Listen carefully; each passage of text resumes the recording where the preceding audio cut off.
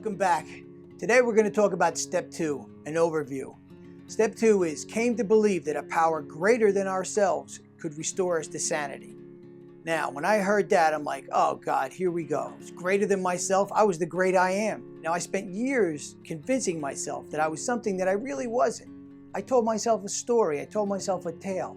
And now you're telling me that for me to even get sober and remain sober, I have to find a power greater than myself? You got to be kidding. That shows you just how sick I was at the time. Let's talk about the step as it's written. Came to believe. Came means it didn't happen all at once. I had to show up and suit up. Bring the body and the mind will follow.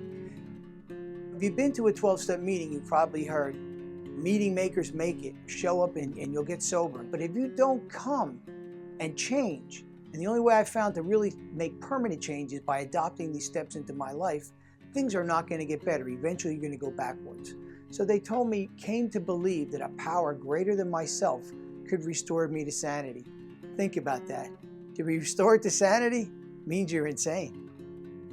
The decisions that we make under the influence of drugs and alcohol are not right. Sanity is described as soundness of thought and action, soundness of mind. I can only speak for myself when I say that my thoughts and my actions were anything but sane. I put poison into myself on a daily basis. I misrepresented myself to my work, to my wife, to anybody else who I could talk to. I wasn't true to myself. I lied to myself. That is definitely not the conduct of a sane person. I had a problem with God. I really did. I had abandoned the God of my youth. My ego took over. Ego, if you look at the acronym for ego, EGO, it means easing God out.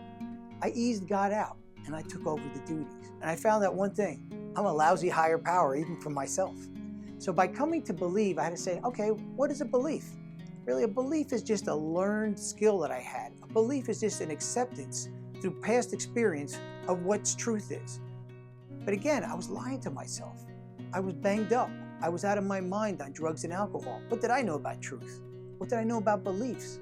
So I came to believe that a power greater than myself could restore me to sanity. And what is that power? Well, some people call it God for lack of a better term.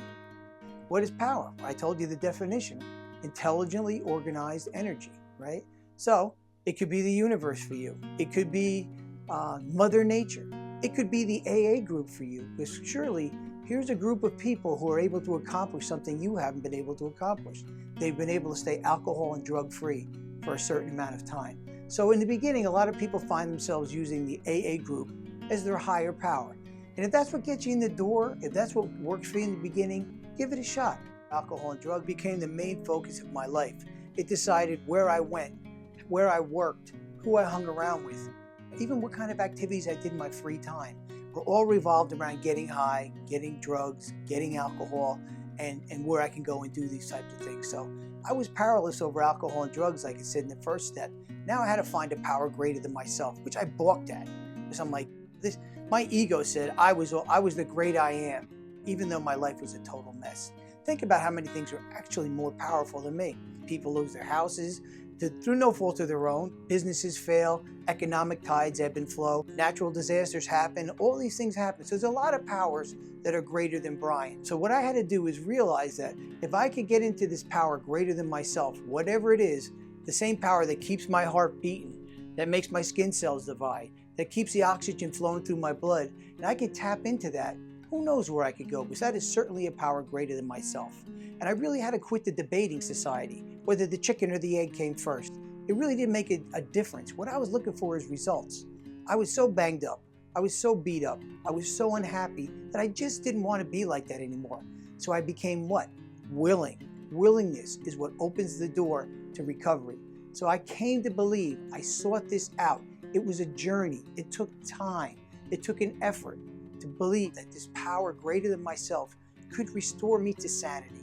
And to me, sanity, the first level of sanity, was not to pump myself full of poison. The first level of sanity was not to listen to the lies I was telling myself. I had a lot of habits. Not just a drug and alcohol habit. I had habits regarding how I talked to myself. I wasn't good enough. I wasn't smart enough. I wasn't talented enough. I had a lot of habits that really weren't serving me well.